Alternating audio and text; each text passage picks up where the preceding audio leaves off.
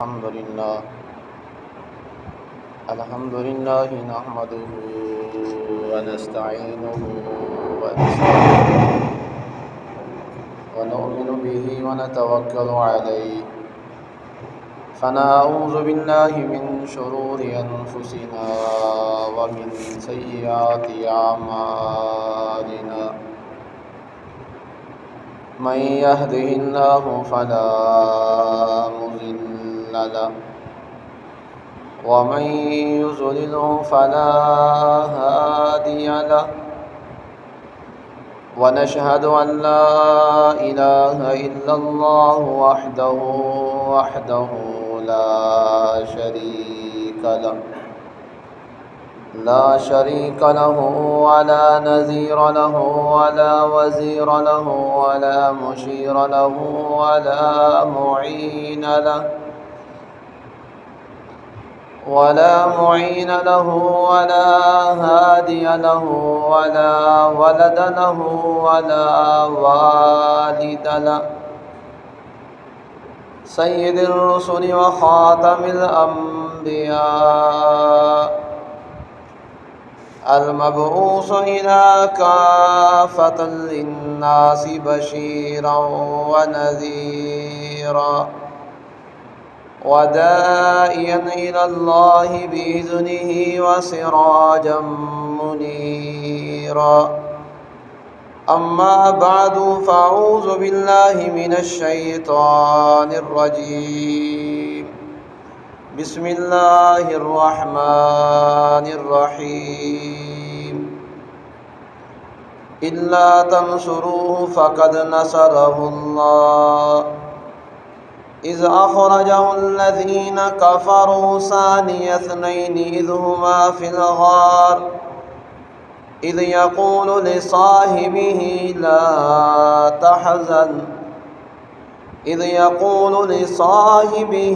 لا تحزن إن الله معنا وقال النبي صلى الله تعالى عليه وسلم أصحابي كالنجوم بأيهم اقتديتم اهتديتم أو كما قال النبي صلى الله تعالى عليه وسلم قدم قدم پہ برکتیں، نفس نفس پہ رحمتیں، قدم قدم پہ برکتیں، نفس نفس پہ رحمتیں، جہاں جہاں سے وہ شفیع آسیاں گزر گیا، جہاں نظر نہیں پڑی وہاں ہے رات آج تک، وہیں وہیں سحر ہوئی جہاں جہاں سے گزر گیا۔ میرے عزیز واجب الاحترام، قابل صد احترام و تکریم بزرگان دین و حاضرین مجلس و علاقہ کے غیور مسلمان نوجوان ساتھیوں، بھائیوں، دوستوں، بزرگوں، آج کا یہ دن جمعۃ المبارک کا بابرکت، باسعادت، عظیم رفعتوں، نعمتوں، عظمتوں اور برکتوں والا دن ہے۔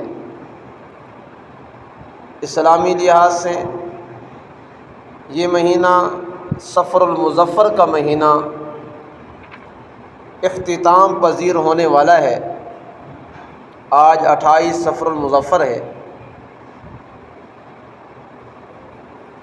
اس مہینے کے اندر 27 صفر المظفر کو رحمت دو عالم، سرکار دو عالم، سید البشر، شافی محشر، شفیع المذنبین، آقائے دو جہاں، خاتم النبیین صلی اللہ تعالیٰ علیہ وسلم نے ہجرت کی۔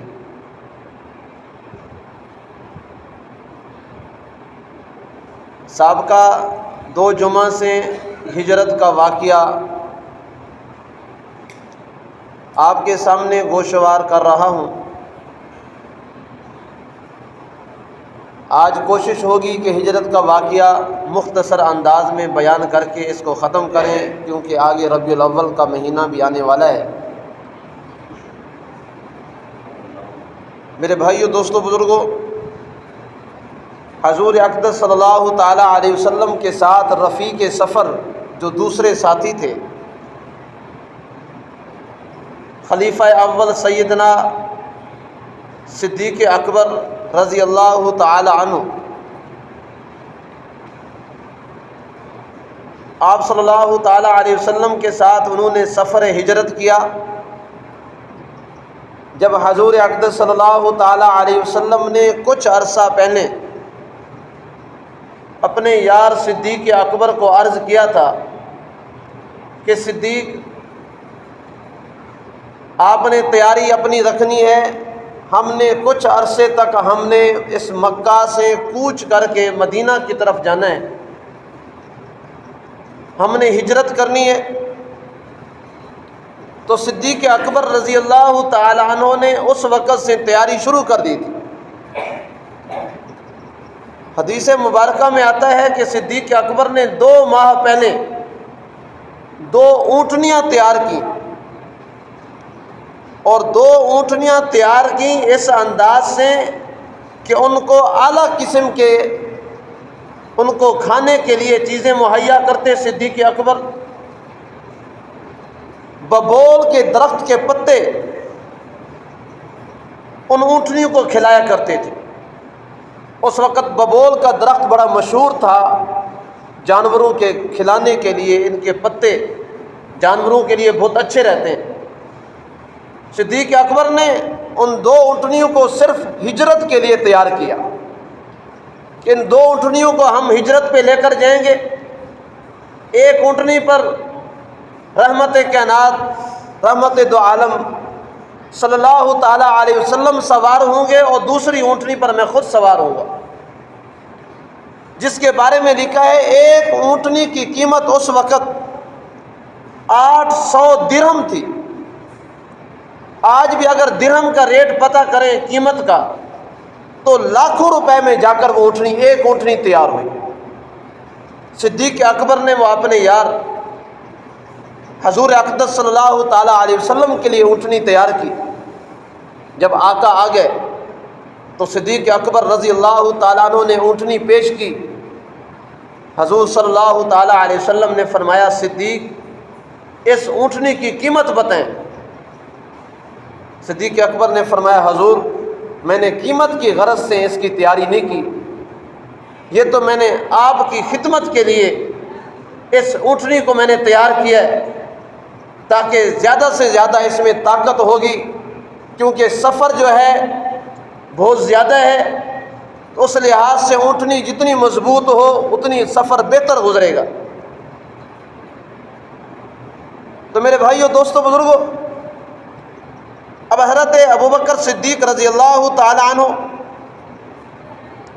جب اس غار کے اندر رہے، جب غار کے اندر جب موجود تھے، سابقہ واقعہ گزر چکا ہے، ابو جہل اور اس کے کارندے ڈھونڈتے ڈھونڈتے آئے، المختصر غار کا منہ بند تھا، وہاں مکڑی نے جالا بنا ہوا تھا، کبوتری نے انڈے اوپر دیے ہوئے تھے۔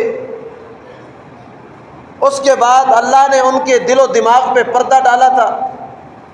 ابو جہل اور اس کی کابینہ اور اس کے حواری مشرکین کے پیروکار سارے جب نامراد ہو کر وہاں سے چلے گئے، حضور اقدس صلی اللہ تعالیٰ علیہ وسلم نے فرمایا صدیق چلو ہم آگے سفر کرتے ہیں۔ آپ صلی اللہ تعالیٰ علیہ وسلم اور حضرت ابوبکر صدیق غار سے نکلے، مدینہ منورہ کی طرف سفر کی طرف رواں دواں ہوئے۔ جب سفر کر رہے ہیں، پیچھے سے ابو جہل نے اعلان کیا کہ جس نے بھی حضور اقدس صلی اللہ تعالیٰ علیہ وسلم کے بارے میں خبر دی اس کو 100 اونٹ انعام دیا جائے گا، اور یاد رکھیے جتنا انعام بڑا ہوتا ہے یہاں سے پتہ چلتا ہے کہ دشمن کے دل میں کتنا خوف ہے۔ وہ میرے آقا صلی اللہ تعالیٰ علیہ وسلم کے نام سے ان کے دل میں کتنی ہیبت اور خوف تھا کہ 100 اونٹ میرے نبی صلی اللہ علیہ وسلم کی صرف خبر کے لیے، کوئی اتنا بتا دے کہ حضور کس طرف گئے، 100 اونٹ انعام ملے گا۔ سراقہ بن مالک رضی اللہ تعالیٰ عنہ اس وقت مسلمان نہیں ہوئے تھے، یہ صحابی، یہ بھی اسی اونٹ حاصل کرنے کے لیے 100 اونٹ انعام والے حاصل کرنے کے لیے سراقہ بن مالک بھی چل پڑے۔ جس راستے پہ حضرت ابوبکر صدیق اور سید دو عالم آپ صلی اللہ تعالیٰ علیہ وسلم جس راستے پہ جا رہے تھے، سراقہ بھی وہیں پہنچ گئے۔ سراقہ بن مالک نے جب دیکھا کہ یہ آپ صلی اللہ علیہ وسلم اور آپ کے یار صدیق اکبر جا رہے ہیں، تو سراقہ بن مالک قریب ہوئے۔ جو ہی قریب ہوئے تو اللہ کے حکم سے سراقہ بن مالک کے اونٹ کی جو پاؤں تھے وہ زمین میں دھنس گئے۔ روایت میں آتا ہے اونٹ کے پاؤں اتنے زمین میں دھنسے، اس کی ساری ٹانگیں زمین میں دھنس گئیں۔ اور جو احباب جنہوں نے مکہ کی سرزمین کو دیکھا ہوا ہے، انہیں پتہ ہے کہ وہ آج کے ہمارے اس پاکستان کی سرزمین نہیں ہے، یہ نرم زمین ہے، ہماری ریتلی زمین ہے۔ یہاں تو ہم قبر بناتے ہیں تو بعض اوقات قبر کی مٹی بھی گر پڑتی ہے، اتنی نرم زمین ہے ہمارے یہاں۔ لیکن مکہ کی سرزمین پتھریلی علاقہ ہے، پہاڑی سرزمین ہے، پتھر ہی پتھر ہیں۔ اس کے باوجود میرے اللہ کے حکم سے اونٹنیوں کے پاؤں جو ہے زمین میں دھنسے، ساری کی ساری ٹانگیں زمین میں دھنس گئیں۔ جب میرا اللہ کوئی کام کرنا چاہتا ہے تو وہ اسباب کا محتاج نہیں ہوتا۔ جب وہ بالکل زمین میں دھنس گئے، سراقہ بن مالک کہتے ہیں کہ بس مجھے خطرہ یہ ہونے لگا کہ زمین شاید اونٹ سمیت مجھ کو زمین اپنے اندر نہ لے لے۔ کہتے ہیں سراقہ نے کہا حضور مجھے آپ بچا دیں، زمین مجھے اپنے اندر لے رہی ہے۔ پھر وہ زمین سے باہر نکل آئے، پھر آگے بڑھنے لگے، پھر زمین نے اس کو اپنے اندر کیا، زمین پھٹی، وہ اندر گئے۔ المختصر 3 دفعہ یہ واقعہ ہوا تو آپ صلی اللہ تعالیٰ علیہ وسلم نے فرمایا سراقہ میں تجھے ایک ایسی خوشخبری دینا چاہتا ہوں، اے سراقہ بن مالک میں تمہارے ہاتھ میں کسرا کے کنگن دیکھ رہا ہوں۔ کیسر و کسرا کے کنگن یہ بڑے مشہور ہیں۔ ایران کے اندر جو ایران کی بادشاہت تھی اس کے اندر کسرا کے کنگن موجود تھے سونے کے۔ آپ صلی اللہ علیہ وسلم کو بتلایا گیا حضور ایک وقت آئے گا کہ آپ کے دیوانے پروانے صحابہ کیسر و کسرا کو فتح کریں گے۔ تو آپ صلی اللہ علیہ وسلم نے اسی سراقہ بن مالک جو اس وقت مشرک تھا، حضور نے فرمایا سراقہ میں تیرے ہاتھ میں کسرا کے کنگن کو دیکھ رہا ہوں۔ سراقہ کہتے ہیں کہ ایک طرف میں نے 100 اونٹ دیکھے کہ اگر میں نبی کی اطلاع دیتا ہوں ابو جہل اور اس کی کابینہ کو مجھے 100 اونٹ ملیں گے۔ دوسری طرف یہ دیکھ رہا ہے کہ رحمت دو عالم سرور کائنات صلی اللہ تعالیٰ علیہ وسلم بتا رہے ہیں سراقہ میں تیرے ہاتھ میں کسرا کے کنگن دیکھ رہا ہوں۔ اس سے مراد یہ ہے، سراقہ کہتے ہیں کہ میں سمجھ گیا کہ اللہ تعالیٰ مجھے بھی ایمان کی دولت سے مالا مال کریں گے اور ایران فتح ہوگا، ایران کے اوپر مسلمانوں کی حکومت آئے گی، وہاں کے کنگن وہاں سے حاصل ہوں گے۔ آپ صلی اللہ علیہ وسلم جو مجھے پیشین گوئی دے رہے ہیں۔ سراقہ بن مالک نے کہا حضور آپ مجھے اجازت مرحمت فرمائیں، میں یہاں سے جانا چاہتا ہوں۔ سراقہ بن مالک وہاں سے واپس ہوا، راستے میں کافی تعداد میں لوگ آپ صلی اللہ علیہ وسلم اور ابوبکر صدیق کو ڈھونڈنے کے لیے نکلے ہوئے تھے 100 اونٹ کے لالچ میں۔ جو بھی راستے میں ملتا سراقہ بن مالک کہتے کہ لوگوں جس راستے سے میں واپس آ رہا ہوں اس راستے پہ میں نے نبی کو نہیں دیکھا۔ اللہ کی شان ہے مشرک، اس وقت بھی کلمہ نہیں پڑا، بعد میں اللہ نے اس کو ایمان کی دولت دی۔ اس کے باوجود سراقہ بن مالک مشرک ہونے کے باوجود وہ اپنے مشرکین کو کہہ رہے ہیں اے مشرکین لوگوں جس راستے سے میں واپس آ رہا ہوں اس راستے پہ پیغمبر اور اس کے ساتھی ابوبکر نہیں ہے۔ جب یہ بات کی لوگ وہاں سے واپس پلٹ جاتے۔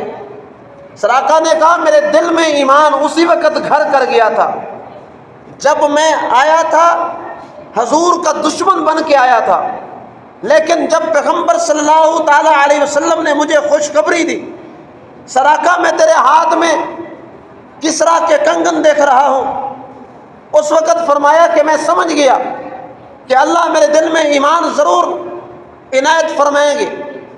تو کہتے ہیں سراقہ بن مالک جب میں واپس گیا تو میں نبی کا محافظ بن کے گیا، لوگوں کو بتاتا ہوا گیا، لوگوں اس راستے پہ پیغمبر صلی اللہ تعالیٰ علیہ وسلم نہیں ہے۔ میرے بھائیوں، دوستوں، بزرگوں، سراقہ بن مالک رضی اللہ تعالیٰ عنہ فرمایا کہ وہ وہاں سے واپس پلٹے، پھر ایک صحابی حضرت بریدہ اسلمی رضی اللہ تعالیٰ عنہ، اس وقت وہ بھی مشرک تھے، وہ بھی اسی اونٹنیوں کے لالچ میں کہ ہم پیغمبر کی اطلاع دیں گے، ابو جہل کو ہمیں 100 اونٹنیاں ملیں گی۔ کافر کو لالچ ہوتی ہے مال اور پیسے کی، اور مسلمان ہمیشہ اپنی جان، اپنا مال، اپنی اولاد پیغمبر اور پیغمبر کے دین کے لیے نچھاور کر دیتا ہے۔ کسی مسلمان کو یہ کہا جائے کہ دین اسلام کے ساتھ بغاوت کر، پیغمبر کے ساتھ بغاوت کر، اسلام کے ساتھ بغاوت کر، وہ جان کی بازی تو ہار جائے گا، مال تو قربان کر دے گا، اولاد کو قربان کر دے گا، مگر نہ دین پہ آنچ آنے دے گا، نہ پیغمبر کے اوپر آنچ آنے دے گا، نہ ہی پیغمبر کے اس دین محمدی صلی اللہ علیہ وسلم کی عزت اور ناموس پہ آنچ آنے دے گا۔ اس کو کہتے ہیں حقیقی مسلمان۔ اب وہ ابو جہل کی کابینہ، بہت سارے لوگ جو آپ صلی اللہ تعالیٰ علیہ وسلم کو ڈھونڈنے کے لیے نکلے تھے کہ ہمیں 100 اونٹ ہمیں انعام ملے تحفے میں، لیکن اللہ کی شان ہے، آئے تو تھے اونٹ حاصل کرنے کے لیے، لیکن جب سرکار حضور پرنور صلی اللہ علیہ وسلم کے آقا کے چہرے پہ نظر پڑی، آقا کی نظر ان پہ پڑی، اللہ نے ان کے دل و ایمان کے اندر، اللہ نے ان کو دل و دماغ کے اندر ایسی ایمان کی نورانیت میرے اللہ نے پیدا کی، واپس پلٹے تو ایمان کی حالت میں واپس پلٹے۔ بریدہ اسلمی وہ بھی اپنے 70 لوگوں کے ساتھ، 70 لوگ، 70 گھوڑ سوار، بریدہ اسلمی ان کے سردار تھے۔ یہ بھی آپ صلی اللہ علیہ وسلم مدینہ کی طرف جا رہے ہیں، یہ بھی پیچھے سے آگے۔ آپ صلی اللہ تعالی وسلم نے دیکھا، صدیق اکبر نے آقا کو دیکھا، حضور نے فرمایا صدیق پریشان نہ ہو، اور اللہ کی شان ہے آقا کے وہی الفاظ جو قرآن مجید میں ہیں، اذ یقول لصاحبہ لا تحزن ان اللہ معنا۔ اللہ نے بھی فرمایا اے پیغمبر اپنے ساتھی کو کہہ دو لا تحزن، لا تحزن، گھبرانا نہیں، ان اللہ معنا، ہمارے ساتھ ہمارا اللہ موجود ہے۔ اس کو کہتے ہیں گھبرانا نہیں۔ ہمارے بھی گھبرانا نہیں ہے، مال بھی سارا غبن کر لو، IMF سے معاہدے بھی کر لو، IMF کی چاپلوسی بھی کر لو، یہود و نصارہ کی ان کے گھوڑوں کا خرخرہ بھی مار لو، اور یہ اعلان بھی کرو ایبسلوٹلی ناٹ کہ ہم تو یہود و نصارہ کے ساتھ ہماری جنگ ہے، لوگوں کو اسلامک ٹچ دو، ایبسلوٹلی ناٹ کہو اور گھبرانا نہیں کہو، اور ساتھ و ساتھ لوگوں کو بے وقوف بنو۔ ایک طرف یہ ہے اور دوسری طرف میرا اللہ کہہ رہا ہے، اللہ تعالیٰ نے فرمایا یہ ہیں ایمان والے جس کو خدا نے کہا گھبرانا نہیں، لا تحزن۔ اے پیارے حبیب اذ یقول لصاحبہ، اپنے ساتھی کو کہو لا تحزن، گھبرانا نہیں۔ اب بتاؤ میں دنیا والوں کے ان جھوٹے سیاستدانوں کی بات مانوں جو اسلامک ٹچ دے کر کہتے ہیں گھبرانا نہیں، اور ایک طرف میرے اللہ نے پیغمبر کے بارے میں اور پیغمبر صلی اللہ علیہ وسلم کے یار صدیق اکبر کے بارے میں کہا اذ یقول لصاحبہ لا تحزن، اے پیغمبر اپنے یار صدیق کو کہو لا تحزن، گھبرانا نہیں۔ کیوں نہیں گھبرانا؟ اللہ نے فرمایا ان اللہ معنا، میں خدا تمہارے ساتھ ہوں۔ جس کے ساتھ اللہ ہو جائے اب اس کو کوئی فکر ہے کسی کام کی؟ آج ہمارے تو ہو گئے IMF کے غلام، یہ تو کر رہا ہے معاہدے، اب آج جو ہے کسی اور کے کندھے پر بندوق رکھ کے کہتے ہیں فلاں مجرم، سگنیچر تم نے کیے، معاہدے تم لوگوں نے کیے، تمہارے ان معاہدوں کی وجہ سے تم نے آنے والے 10 سال تک اس ملک کو قرضے میں رکھ دیا۔ اور لوگوں کو کہتے ہیں، لوگوں کو جا کے کہتے ہیں کہ دیکھو، آج کہتے ہیں دیکھو اتنی مہنگائی ہو گئی، حالانکہ پتہ نہیں ہے اس کی بنیاد جو آئی ایم ایف کے معاہدے آج سے 3 سال پہلے ہو چکے ہیں، اس ملک کے وہ معاہدے ابھی چلیں گے آئی ایم ایف تک، جب تک وہ معاہدے موجود ہیں۔ تو بات چلی اللہ کا دین، پیغمبر صلی اللہ علیہ وسلم کی محنت، یہ دین ہمیں یہ بتاتا ہے لا تحزن، گھبرانا اس وقت نہیں ہے جب اللہ کی مدد آپ کے ساتھ ہو۔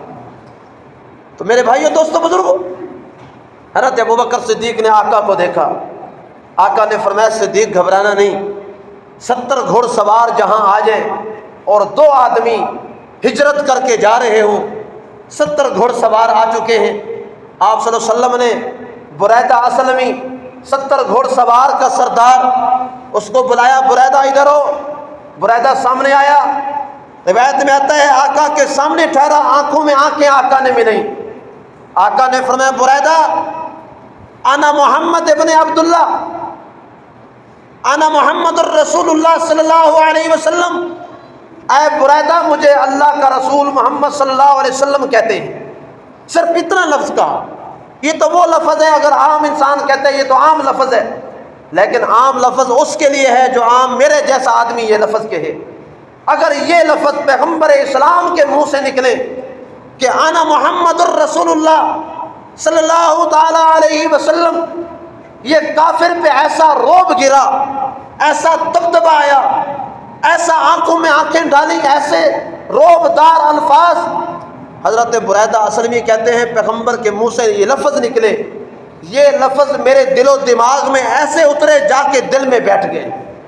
آقا کی ایسی ہیبت آئی اور حضور نے فرمایا بریدہ تمہیں پتہ ہے تم کس کا پیچھا کر رہے ہو؟ بریدہ نے کہا حضور اگر آپ کے ہاں معافی مجھے مل سکتی ہے۔ حضور نے فرمایا بریدہ مل سکتی ہے۔ بریدہ نے اپنے ساتھی 70 گھوڑ سوار کی طرف اشارہ کیا جو وہ بھی لفظ سن رہے تھے۔ سب نے کہا بریدہ جو فیصلہ کرے گا ہم بھی تیرے ساتھ ہیں۔ 70 گھوڑ سوار نے ہجرت کے سفر میں بریدہ اسلمی کی قیادت میں 70 گھوڑ سواروں نے میرے نبی کے ہاتھ پر بیعت اسلام کی اور اسلام میں داخل ہو گئے۔ آئے تو تھے میرے پیغمبر کو گرفتار کرنے، لیکن خود گرفتار ہو گئے۔ یہ ہے میرے نبی صلی اللہ علیہ وسلم کے معجزات۔ المختصر اشارتاً بات کر کے میں آگے طرف جاتا ہوں۔ آپ صلی اللہ تعالیٰ علیہ وسلم اس سے آگے گئے، آگے تھوڑا سا سفر کیا، راستہ تھوڑا سا تنگ آیا، سفر کی وجہ سے بھوک محسوس ہوئی۔ ابوبکر صدیق کو کہا ابوبکر یہاں دیکھو کچھ کھانے پینے کی چیز میسر ہو۔ ساتھ ایک جھونپڑی دیکھی، ام معبد کا گھر دیکھا، ام معبد رضی اللہ تعالی عنہ، ان کے گھر کو دیکھا۔ ان کے اندر جب گئے صدیق اکبر نے کہا کوئی کھانے کو کوئی چیز ہے؟ ام معبد نے کہا کہ گھر میں ایک لاغر بکری ہے، دودھ بھی نہیں دیتی، وہ گھر میں موجود ہے۔ انہوں نے کہا کہ اگر وہ آپ دیں تو ہم دودھ کی کوشش کرتے ہیں۔ آپ صلی اللہ علیہ وسلم کے پاس لے کر آئے۔ آقا نے اپنی رحمت والے برکت والے مبارک ہاتھ اونٹنی کے اوپر بکری کے اوپر پھیرے، اللہ کے فضل سے بکری کی تھنوں میں دودھ آ گیا، اور ایسا دودھ آیا کہتے ہیں کہ برتن کو بھر دیا، اور وہ برتن کا دودھ آپ صلی اللہ علیہ وسلم نے خود پیا، صدیق اکبر کو دیا، وہ ان کا پیٹ بھر گیا، ام معبد کو دیا، ان کا پیٹ بھر گیا۔ ام معبد حیران ہوئی کہ میں نہیں، میری یہ وہ بکری ہے کافی عرصہ سے میرے گھر میں ہے، اس سے آج تک ایک قطرہ دودھ کا نہیں نکلا۔ یہ میرے نبی کا معجزہ تھا کہ پیغمبر صلی اللہ علیہ وسلم کے ہاتھ لگنے تھے، اس بکری کے تھنوں میں دودھ آ گیا، اور ایسا دودھ آیا کہ 3 انسانوں نے پیٹ بھر کر دودھ پیا، ابھی بھی دودھ باقی بچ گیا۔ وہ بھی، اس نے بھی کلمہ پڑھا اور اسلام میں داخل ہو گئی۔ میرے بھائیو دوستو بزرگوں، اللہ کی شان، آپ صلی اللہ علیہ وسلم ہجرت بھی کرتے ہوئے جا رہے ہیں، راستے میں جو جو انسان میرے آقا سے ملتے گئے اللہ نے ان کو اسلام کی دولت سے مالا مال کر دیا۔ آپ صلی اللہ تعالیٰ علیہ وسلم جب مدینہ کی طرف گئے، مدینہ میں داخل ہونے سے کچھ عرصہ پہلے، کچھ سفر پہلے، ایک مسجد قباء ہے، حجاج کرام کو پتہ ہے، ہمارے حاجی اشرف صاحب بیٹھے ہیں، حاجی صاحب بیٹھے ہیں، یہ ادھر گئے ہیں، ان کو پتہ ہے مسجد قباء جس طرف وہاں حجاج کرام جاتے ہیں، اس جگہ پر آپ صلی اللہ علیہ وسلم نے 5 دن پڑاؤ کیا۔ 5 دن پڑاؤ کے بعد آج بھی وہاں ذکر ہے کہ کوئی آدمی اگر 2 رکعت نماز نفل وہاں پڑھ لے اس کو ایک عمرہ مقبول کا ثواب ملتا ہے۔ اس کے بعد 5 دن جب پڑاؤ وہاں کیا، اس کے بعد آپ صلی اللہ تعالیٰ علیہ وسلم انہوں نے پھر مدینہ کی طرف سفر کیا۔ مدینہ کے لوگ کافی دن سے انتظار کر رہے تھے، پھر ایک یہودی کی نظر پڑی آپ صلی اللہ تعالیٰ علیہ وسلم اور صدیق اکبر پہ، دور دراز سے نظر آ رہے۔ اس نے اعلان کیا مدینہ کی گلیوں میں، مدینہ والوں، جس پیغمبر صلی اللہ علیہ وسلم کے آپ منتظر ہو وہ نبی تشریف لے کر آ رہے ہیں۔ تو مدینہ والے سارے باہر نکلے۔ اللہ کی شان، مکے والوں کے ظلم اور تشدد اور بربریت کی وجہ سے میرے آقا نے مکہ کو چھوڑا، اور جس شہر کی طرف گئے اس شہر کے رہنے والے انصار مدینہ وہ آقا کی نصرت کے لیے اپنے شہر سے باہر نکلے اور آقا کی نصرت کے لیے کھڑے ہو گئے۔ حتیٰ کہ جب آپ صلی اللہ علیہ وسلم وہاں پہنچے، اہل مدینہ آپ صلی اللہ علیہ وسلم سے ملاقات کی، آپ صلی اللہ علیہ وسلم سے ملے، بڑے خوش ہوئے۔ اس کے بعد المختصر آپ صلی اللہ علیہ وسلم نے فرمایا چلیں بھی، ہر صحابی کہتا تھا کہ آپ ہمارے گھر میں چلیں۔ آپ صلی اللہ علیہ وسلم نے فرمایا کہ میری اونٹنی، جس اونٹنی کا نام قصوہ تھا، یہ آپ صلی اللہ علیہ وسلم کی اپنی ذاتی اونٹنی تھی جس کا نام قصوہ تھا، تو آپ صلی اللہ علیہ وسلم نے فرمایا کہ میری اونٹنی جو ہے اس کی مہار جو ہے، جو رسی ہوتی ہے گلے میں، آپ صلی اللہ علیہ وسلم نے فرمایا اس کو گردن پہ رکھ دو، اس کو میں کھلا چھوڑ دیتا ہوں۔ جس گھر کے اوپر، جس آدمی کے دروازے پر یہ اونٹنی خود جائے گی میں اسی کے گھر مہمان بنوں گا۔ آج کر کے ہمارے بڑے رؤساء جس شہر میں ان کا وزٹ ہو تو ان کے گھر جا کر مہمان نوازی وہ شامل ہوتے ہیں، ان کے گھر میں جا کر مہمان بنتے ہیں۔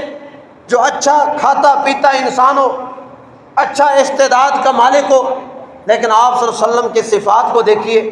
آقا نے یہ نہیں کہا کہ مدینہ کا مالدار آدمی کون ہے، میں کسی مالدار کے گھر پہ جاتا ہوں۔ آپ صلی اللہ علیہ وسلم نے فرمایا میری اونٹنی خود اللہ کے حکم سے جس کے دروازے پہ جا کے خود بیٹھے گی میں اسی کا مہمان بنوں گا۔ اور اونٹنی وہاں سے چلی، ان گلیوں سے ہوتی ہوئی بنو نجار کا ایک محلہ ہے، آج بھی موجود ہے مدینہ منورہ کے قرب میں، وہاں گئی۔ حضرت ابو ایوب انصاری صحابی کے دروازے پر جا کر بیٹھ گئی۔ حضرت ابو ایوب انصاری صحابی وہ بھی دروازے کے باہر موجود تھے۔ ہر صحابی کی دل کی خواہش تھی کہ میرے دروازے پہ حضور تشریف لے آئیں۔ تو یہ اونٹنی جب وہاں جا کے بیٹھی، ابو ایوب انصاری نے، صحابی نے کہا مرحبا مرحبا، خوش آمدید۔ انہوں نے استقبال کیا اور آپ صلی اللہ علیہ وسلم کو اپنے گھر میں لے کر گئے۔ اور یہاں ایک آپ کو نکتہ دینا چاہتا ہوں میرے بھائیو، دوستو، بزرگوں، اس واقعے سے کئی سو سال پہلے، آپ صلی اللہ علیہ وسلم کی آمد سے کئی سو سال پہلے ایک بادشاہ گزرا ہے جس کا ذکر قرآن میں بھی ہے۔ فرمایا تبا شاہ، قوم تبا، قرآن مجید میں لفظ موجود ہے، یہ اس کا جو بادشاہ تھا تبا شاہ، فرمایا کہ وہ جو یمن کا رہنے والا تھا، اس نے اس کو اپنی کتابوں میں ذکر ہے، اس نے کہا کہ وہ اپنے 400 علماء کو لے کر آیا۔ اس وقت یہودیوں کے علماء تھے، ان کو لے کر آیا، اور لے کر آنے کے بعد مدینہ منورہ میں آئے۔ جس جگہ حضرت ابو ایوب انصاری صحابی کا گھر ہے، اسی بستی کے قریب قریب اس تبا شاہ جو یمن کا بادشاہ تھا، اس نے، روایت کے اندر آتا ہے کہ 400 گھر اس نے تعمیر کرائے۔ بڑا عجیب نکتہ ہے، شاید آپ کے کانوں سے کبھی گوشوار نہ ہوا ہو۔ 400 گھر اس نے تعمیر کرے۔ جب 400 گھر تعمیر کرا کے اس نے 400 علماء کو وہ گھر ان کے نام الاٹ کیے کہ یہ گھر میں آپ کو دیتا ہوں۔ 400 علماء کے لیے علیحدہ علیحدہ گھر بنائے۔ اس بادشاہ نے جب گھر بنائے علیحدہ علیحدہ، ایک اس بادشاہ نے بھی گھر بنائے اور ایک ہمارے سابقہ کچھ لوگوں نے بھی وعدے کیے ہم بھی آپ کو گھر بنا کے دیں گے۔ پتہ نہیں، میرے خیال میں دنیا میں تو ہے نہیں، کوئی شاید کسی اور مخلوق میں ہوں گے۔ تو بہرحال اس طبہ شاہ یمن کے بادشاہ نے 400 گھر علماء کے لیے بنائے۔ اگلی بات جو قابل توجہ ہے، جب علماء کو گھر دے دیے، اس بادشاہ نے کہا کہ آپ کے رہنے کا خرچہ بھی میں دوں گا، گھر بھی آپ کو فری میں ہے، لیکن میری ایک شرط ہے، اسی بستی میں ایک آخری نبی آئیں گے، محمد رسول اللہ صلی اللہ علیہ وسلم ان کا نام ہوگا، وہ اسی بستی میں آئیں گے، ہجرت کر کے آئیں گے۔ اس طبہ شاہ یمن کے بادشاہ نے ایک رکا دیا، خط دیا، اس نے کہا کہ آپ سب علماء یہ خط اپنے پاس رکھیں، آپ کے جب موت کا وقت قریب ہو اپنی اولاد کو وصیت کریں کہ اگر محمد صلی اللہ علیہ وسلم کے نام سے کوئی نبی آئے آپ نے یہ خط ان کو دینا ہے۔ اس خط میں لکھا تھا، آپ صلی اللہ علیہ وسلم کو سلام دیا۔ اس بادشاہ طبہ نے کہا حضور میری تو آپ سے ملاقات نہیں ہو سکی، میری دل کی خواہش تھی آپ سے میری ملاقات ہوتی، ہماری تورات کتاب میں لکھا ہے کہ آپ مدینہ میں آئیں گے، آپ بنو نجار کی بستی میں پڑاؤ کریں گے، حضور میں اور تو آپ کو کچھ نہیں دے سکتا، میری دل کی خواہش یہ ہے، میں یہ گھر بنا کے جا رہا ہوں، میرے دل کی خواہش ہے کہ آپ میرے گھر میں مہمان بنیں۔ اس کی دل کی خواہش تھی، اس نے وہ خط دے دیے۔ تو وہ جس گھر میں آپ صلی اللہ علیہ وسلم تشریف لائے، حضرت ابو ایوب انصاری صحابی کے گھر میں تشریف لائے، وہی گھر اسی بادشاہ کا بنا ہوا تھا، ابو ایوب انصاری صحابی اسی گھر میں رہتے تھے۔ تو پھر یہ بات کہنے کا حق حاصل ہے، تو یہ بات ہم کہہ سکتے ہیں کہ میرے آقا اپنے گھر میں تشریف لے گئے تھے، کیونکہ وہ گھر بادشاہ کا گفٹ شدہ گھر تھا، آپ صلی اللہ علیہ وسلم کے لیے بنایا گیا تھا۔ ابو ایوب انصاری تو ان کی خدمت کے لیے تھے کہ کب آقا آئیں اور آقا کی یہ جو امانت ہے میں آقا کو سپرد کروں۔ اور اگلی بات جو قابل توجہ ہے، یہاں سے ویسے تو ہر صحابی کی محبت میرے نبی سے نرالی ہے، ہر صحابی کا پیار میرے نبی سے نرالا ہے، لیکن ابو ایوب انصاری کا پیار دیکھیے، آپ صلی اللہ علیہ وسلم کو گھر میں لے کر گئے، یہ 2 منزلہ عمارت تھی، ایک گراؤنڈ فلور تھا، ایک اوپر کی منزل تھی۔ اس وقت کے آج کل کے ہمارے گھر تو نہیں تھے کہ اوپر جناب RCC کی چھت ہو، لنٹر ہو، یہ تو اب اور دور ہے۔ اس وقت میں جناب اعلیٰ کھجور کے جو ہوتا تھا شتیر بنے ہوتے، اس کے اوپر ٹہنیاں ڈالی ہوتی، پھر اوپر گھر بنا دیتے۔ تو ابو ایوب انصاری نے تجویز یہ دی، ابو ایوب انصاری صحابی کہتے ہیں میں نے آپ صلی اللہ علیہ وسلم کو فرمایا حضور آپ نیچے رہیں، کیونکہ آپ کے پاس باقی صحابہ بھی آئیں گے، آپ سے ملاقات بھی ہوگی، صحابہ آپ کے ساتھ بیٹھ کے آپ سے علم حاصل کریں گے۔ آپ صلی اللہ علیہ وسلم کو فرمایا حضور آپ نیچے رہیں، میں نے اوپر رہنا ہے، اوپر والی منزل میں، کیونکہ آپ کے آمد و رفت زیادہ ہوگی۔ ابو ایوب انصاری صحابی اوپر چلے گئے، ان کی اہلیہ ان کی گھر والی بھی تھیں، آپ صلی اللہ علیہ وسلم نے نیچے پڑاؤ کیا، ابو ایوب انصاری صحابی اوپر چلے گئے۔ کہتے ہیں جب اوپر گئے سردی کا موسم تھا، سخت سردی تھی، ان کا ایک ہی کپڑا تھا جس کو اپنے اوپر ڈالا کرتے تھے۔ ابو ایوب انصاری صحابی رضی اللہ تعالیٰ عنہ اس کپڑے کو اوپر ڈال کے سوئے ہوئے، ساتھ ہی ایک مشکیزہ پانی کا بھرا ہوا تھا، پانی کا مشکیزہ بھرا ہوا ہے، رات کو پاؤں لگا، پانی کا مشکیزہ گرا، وہ سارا پانی اوپر چھت کے اوپر گر گیا۔ آپ کو پتہ ہے، ہمارے پرانے جو بزرگ ہیں ان کو پتہ ہے، پہلے دور میں جو چھتیں ہوا کرتی کمزور ہوتی تھی، اگر پانی اوپر گرتا تو پانی نیچے سے نکلتا تھا، اور چھت بھی ایسی ہو جو کھجور کے پتوں کی ہو۔ ابو ایوب انصاری صحابی ان کی اس محبت پہ قربان جائیں، میرے نبی سے کتنا پیار اور محبت تھا ابو ایوب انصاری صحابی کے، اس کو کہتے ہیں سچے عاشق رسول۔ جب پانی چھت پہ گرا، ابو ایوب انصاری صحابی نے اپنے اوپر جو کپڑا ڈالنے والا تھا اس کو فوراً اٹھایا، پانی پہ ڈال دیا، تاکہ یہ کپڑا جو ہے پانی کو جذب کر لے، کہیں ایسا نہ ہو یہ پانی چھت سے نیچے جائے اور میرے نبی کو تکلیف پہنچے، کیونکہ آقا نیچے آرام کر رہے تھے۔ اس نے کہا میرے آقا کی نیند میں خلل نہ پڑے۔ انہوں نے ایک ہی کپڑا ان کے اوپر تھا جو اپنے اوپر ڈالنے والے تھے، اسی کپڑے کو پانی کے اوپر ڈالا، جس طرح آج اگر کوئی گھر میں پانی گر جاتا ہے، بیڈ کے اوپر میٹرس کے اوپر پانی گرتا ہے تو فوراً کپڑا ڈالتے ہیں تاکہ وہ کپڑا پانی کو چوس لے، میٹرس گیلا نہ ہو۔ ابو ایوب انصاری صحابی نے کپڑا ڈالا تاکہ پانی جو ہے وہ جذب ہو جائے اس کپڑے میں اور میرے آقا کے اوپر پانی نہ جائے۔ اس کے بعد ابو ایوب انصاری صحابی ساری رات میاں بیوی نے سردی کے حالت میں وقت گزارا، کیونکہ سردی کا موسم تھا، ان کے اوپر کپڑا ڈالنے والا بھی گیلا ہو گیا۔ تو میرے بھائیوں، دوستوں، بزرگوں، یہ دیکھیے کتنی محبت کی انتہا کی ابو ایوب انصاری صحابی نے۔ اپنے آپ کو تو مشقت میں ڈالا ہے، لیکن آپ صلی اللہ علیہ وسلم کو تکلیف نہیں آنے دی۔ تو میرے بھائیوں، دوستوں، بزرگوں، حضرت ابو ایوب انصاری پھر رات کو آپ صلی اللہ علیہ وسلم کو اللہ تعالیٰ نے اطلاع دی کہ حضور، آپ کا صحابی ابو ایوب انصاری نے ساری رات مشقت میں وقت گزارا ہے آپ کی محبت کی وجہ سے۔ آپ صلی اللہ علیہ وسلم نے فرمایا، ابو ایوب انصاری، آپ نے اتنا میرے لیے کیا؟ اس نے کہا، حضور یہ تو کچھ نہیں ہے، اگر میری جان بھی مجھے دینی پڑے آپ کی عزت اور آپ کی ناموس کے لیے، آقا ابو ایوب انصاری وہ جان بھی دے دے گا مگر آپ پہ آنچ نہیں آنے دے گا۔ ان کو کہتے ہیں صحابہ کرام۔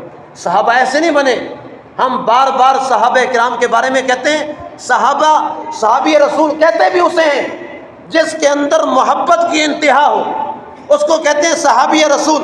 تو میرے بھائیو، دوستو، بزرگوں، تو یہ اس طرح سے آپ صلی اللہ علیہ وسلم نے ہجرت کی، اور ہجرت کے بعد پھر وہاں جا کے مدینہ منورہ میں پڑاؤ کیا۔ تو المختصر یہاں تک ہجرت کا واقعہ ہوا، بعد کے واقعات ہیں انشاءاللہ العزیز وہ بعد میں آئیں گے۔ آپ صفر المظفر کا مہینہ، اس کی تھوڑی سی تاریخ آپ کو بتا دیتا ہوں، اس کے بعد انشاءاللہ اپنا سنت پڑھتے ہیں۔ صفر المظفر، یہ لفظ صفر کہتے ہیں نا، یہ صفر صفر کہتے ہیں زیرو، خالی۔ صفر کا معنی ہے زیرو، خالی۔ جو سکول پڑھتے ہیں بچے ان کو پتہ ہے، کہتے ہیں جی صفر، فلاں بندہ تو بالکل صفر ہے، خالی ہے۔ اور مظفر کہتے ہیں کامیابی کو۔ اب اس کا کیا لاجک ہے، کیا اس کے اندر اس کی وجہ تسمیہ ہے صفر المظفر کی؟ میرے بھائیو، دوستوں، بزرگوں، 4 مہینے اسلام میں حرمت کے مہینے ہیں، ذی القعدہ، ذوالحج، محرم اور رجب۔ اسلام کے اندر ان 4 مہینوں میں جنگ کرنا ناجائز تھا، منع تھا کہ 4 مہینوں میں آپ نے قتال نہیں کرنا، لڑائی نہیں کرنی۔ 4 مہینے حرمت کے مہینے تھے اسلام کے اندر۔ تو جب 4 مہینے ختم ہوتے، محرم کے بعد مہینہ کون سا آتا ہے؟ بولیے، اسلامی مہینوں کا پتہ ہے کہ نہیں ہے؟ سفر، ماشاءاللہ، شکر ہے دوستوں کو پتہ ہے۔ اکثر ہمارے بچوں کو سکولوں میں جنوری سے لے کر دسمبر تو یاد کرایا جاتا ہے، ہمارے بچوں کو اسلامی مہینوں کے نام بتائے نہیں جاتے۔ حالانکہ مسلمان ہیں، مسلمانوں کے گھر میں پیدا ہوئے، مسلمانوں کی بستی میں رہتے ہیں، مسلمانوں کے ملک میں رہتے ہیں۔ حالت یہ ہے عیسائی مہینوں کے نام یاد ہیں، اسلامی مہینوں کے مکمل نام یاد نہیں ہے۔ پورے مجمع میں کون ایسا ہے جس کو پورے اسلامی مہینے کے نام یاد ہو؟ تھوڑا سا ہو جائے نا جی، یہ پیار محبت ہے۔ پورے مہینے محرم سے لے کر آخر تک ماشاءاللہ کافی بڑوں کو تو یاد ہے۔ تو میرا ایک میسج ہے خدا کے لیے، اپنے بچوں کو دین کی تعلیم دیا کریں، ان کو گھر میں بیٹھ کے بتایا کریں یہ اسلامی مہینے ہیں، ان کا تعارف کروائیں، اسلامی مہینوں کے بارے میں بتائیں، محرم کیا ہے، سفر کیا ہے۔ المختصر صفر المظفر، سفر کا معنی ہے خالی، مظفر کا معنی ہے کامیاب۔ یہ وہ مہینہ ہے جو کامیابی کا مہینہ ہے اور خالی مہینہ ہے۔ اب خالی کی کیا وجہ ہے؟ جب محرم کے بعد، محرم میں وہ قانون ختم ہو جاتا ہے کہ جو 4 مہینوں میں جنگ کرنا منع تھا، قتال کرنا منع تھا، جو ہی قتال کا مہینہ ختم ہوا، اب آگے ان عرب کے اندر مشہور تھا کہ بھئی اب ہم آزاد ہو گئے ہیں، اب ہم خالی ہو گئے ہیں، اب ہمارے اوپر کوئی پابندی نہیں ہے، اب ہم کافروں سے لڑائی کر سکتے ہیں۔ یہ اس کا معنی ہے خالی، کہ اب 4 مہینے ختم ہو گئے، ذی القعدہ، ذوالحج، رجب اور محرم۔ اب وہ 4 مہینے جو پابندی تھی وہ ختم ہو گئی، اب ہم آزاد ہیں، اب بالکل ہم خالی ہیں، اب ہم کافروں سے لڑائی کر سکتے ہیں۔ اسی وجہ سے اس کا نام صفر المظفر رکھا گیا۔ مظفر کا معنی ہے کامیابی کا۔ اور معذرت کے ساتھ ہمارے ہاں، بلکہ ہمارے ہاں نہیں ہے، یہ عرب سے رواج چلا آ رہا ہے کہ اس دور میں سفر کے مہینے میں لوگ نکاح نہیں کرتے تھے۔ آج بھی کچھ لوگ ہیں سفر کے مہینے میں نکاح نہیں کرتے، محرم میں بھی نہیں کرتے۔ پچھلے مہینے آپ سے میں نے عرض کی تھی، محرم کے مہینے میں آپ صلی اللہ علیہ وسلم کی بیٹی حضرت فاطمہ کا نکاح ہوا، محرم کے مہینے میں میرے نبی صلی اللہ علیہ وسلم کا خود نکاح ہوا۔ اگر میرے نبی نکاح کر سکتے ہیں، حضرت فاطمہ رضی اللہ تعالیٰ عنہا نکاح کر سکتی ہیں، تو کیا نبی کے امتیوں کو منع ہے نکاح کرنا؟ اس وجہ سے شریعت کو فالو کریں، اور سفر کے مہینے میں بھی نکاح منع نہیں ہے۔ سفر کے مہینے میں بالکل نکاح منع نہیں. کچھ لوگ سفر میں بھی نکاح نہیں کرتے. آپ توجہ کریں، محرم میں سفر میں آج کل کوئی نکاح نہیں ہے. ربیع الاول میں لوگ نکاح کرتے ہیں. کیا وجہ ہے؟ پورے سال میں ایک دن ایک گھنٹہ بھی ایسا نہیں ہے جس وقت نکاح منع ہو. اگر کہیں ذکر ہے تو ہمیں بھی کوئی بتائے. ہم نے بھی آ کر 12 سال مدرسے میں لگے ہیں، ہم نے بھی ایم اے اسلامیات ایسے نہیں کی. کسی کو اگر علم ہے تو بتائیں، یا پھر پرانے رسم و رواج کو خدا کے لیے چھوڑ دیں. یہ کہیں شریعت میں نہیں ہے نکاح کرنا منع ہے. نکاح تو میرے آقا کا سنت طریقہ ہے، نکاح تو سنت نبوی ہے. سنت کو تو جب ادا کرو وہ تو ثواب ہی ثواب ہے. ہاں ہمارے جو یہ رسم و رواج ہے، ناچ گانا اور یعنی فحاشی، یہ جناب اعلیٰ رسمیں، وہ تو منع ہے، سارا سال منع ہے. تو اسی وجہ سے میرے بھائیو دوستو بزرگوں، سفر کے مہینے میں وہ لوگ کیا کرتے؟ وہ لوگ اس طرح سے کرتے، نکاح وغیرہ نہیں کرتے تھے.